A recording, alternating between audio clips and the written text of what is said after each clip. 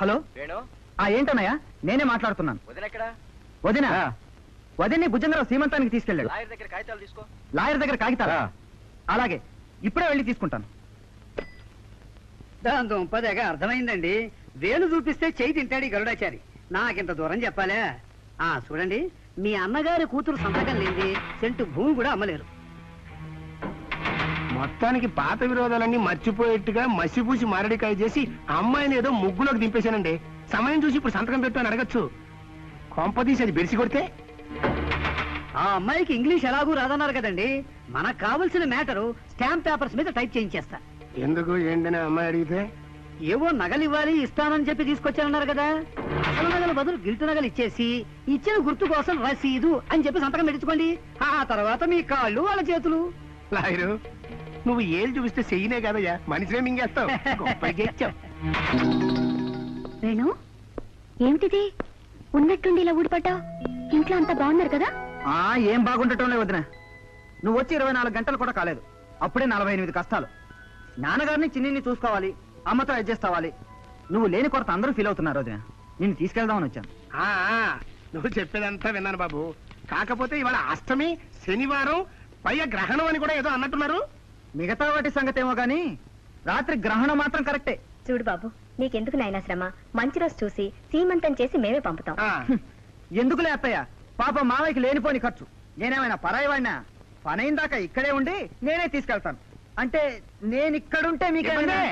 నాకు కాదు బాబు, నువ్వు లేక మీ వదిగారు లేక అక్కడ వాళ్ళకి ఇబ్బంది కదా అని. అది నిజమే. అయితే ఓ పని చేస్తాను, ఫోన్ చేసి మా ఇంట్లో వాళ్ళందరినీ ఇక్కడికి రమ్మంటాను. వదిలే బాబు, ఈ టైంలో వాళ్ళందరినీ ఇక్కడ తప్పించి ఎందుకు ఇబ్బంది పెడతావు? కానీ నువ్వే దగ్గరుండి తీసుకెళ్ళి. అంటే నేను ఇక్కడుంటే మీకేమన్నా? ఏమి ఇబ్బంది లేదు. చూడు బాబు, ఇవాళ భోజనంలోకి మటన్ చేశాను. నువ్వు కొంచెంసేపు వెయిట్ చేస్తానంటే చికెన్ కూడా తయారు చేస్తాను. అదే అక్కర్లేదే, నువ్వు వండినా మటన్ తినడానికి అతని 3 రోజులు పడుతుంది. చాలే ఊరుకోండి. అక్కర్లేదులే అత్తయ్య, మీలాంటి వాళ్ళు ఆప్యాయత అటుకులు పెట్టినా అమృతంలాగుంటుంది. వడ్డించు. అమ్మా, నువ్వు కూడా రా బాబు. మరి మీరు? ఆయన ఇప్పుడప్పుడే భోజనం చేయరు. ఓ, రాత్రి గ్రహణం కదా, వదిలిన దాకా తినడు. పదండి, కూర్చో. కూర్చోమ్మా. సెక్రటరీ అయ్యా, వీడు మాట మాట్లాడితే గ్రహణం గ్రహణం అంటున్నాడు. పొరపాటున మన ప్లాన్ గాని పసిగట్టేసాడంటావా? ఏమో చెప్పలేమయ్యా. ఏమిటి నాన్న పెద్ద సమస్యతో? అమ్మయ్యా, వచ్చేసావమ్మా. నిజంగానే ఒక చిన్న సమస్యతో సతమతం అయిపోతున్నాను. ఎట్లా సాల్వ్ చేయాలని ఆలోచిస్తున్నాను. కరెక్ట్ టైంకి వచ్చి. ఏమిటి నాన్న అది? ఏం లేదమ్మా, అటు చూడు. మీ వేణుబావ ఇప్పుడు నువ్వు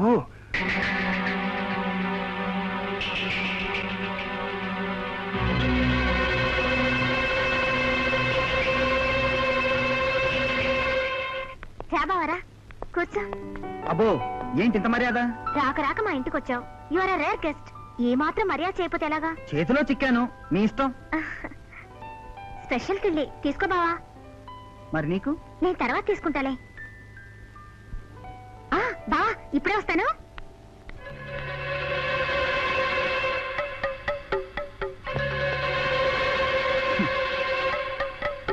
బావా, బావా, బావా, బావా, ఏమైంది? బావా, ఏమైంది?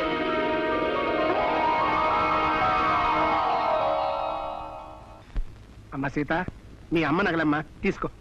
ఇప్పుడు ఎందుకు బాబా ఇవన్నీ? నీ దగ్గరే ఉన్నాయి. అలా అనకమ్మా, పరాయి సొమ్ము పాము విషయం లాంటిది. అరాయించుకోవడం చాలా కష్టం. పైగా ఉత్తర నీ పిల్లలు నా పిల్లలు తగాదాలు అడుగు చావకూడదు. తీసుకో. అమ్మయ్యా, నా బరువు బాధ్యతలు తీరిపోయినాయి తల్లి. ఆ చేతను సంతకం పడే తల్లి. సంతకమా? దేనికి? నా కోసం కాదు, లోకుల కోసం.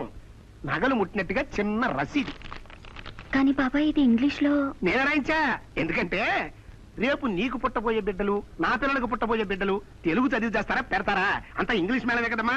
ఆ రోజుకి సౌకర్యం కోసమని సంతకది.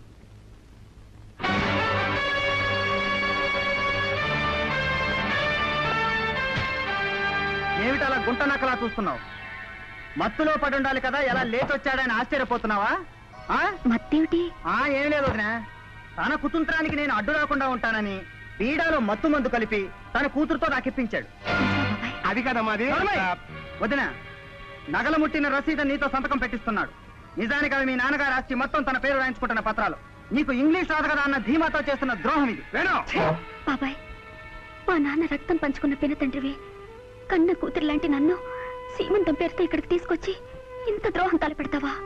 బాబాయ్, నేను ఆశించేది ఆస్తి కాదు, ఆత్మీయత. ఈ గొడ్డుగా తెలిస్తేగా. చెలగటలాడుతున్నావు. నేను తలుచుకున్నానంటే షో, ఏమీ చేయలేవు. పోనీ లేని నేనే ఇంతటితో వదిలేస్తున్నా. లేకపోతే 10 మందిలో తలకాయ ఎత్తుకోకుండా చేస్తాను. ఏడిసావు, నేను తల లేకుండా చేయగలనరా? తలకాయలు మార్చేవాడికి నీలాగా తలకాయ లేనివాడికి చెప్పి కబుర్లు. వేణు, నువ్వు పద.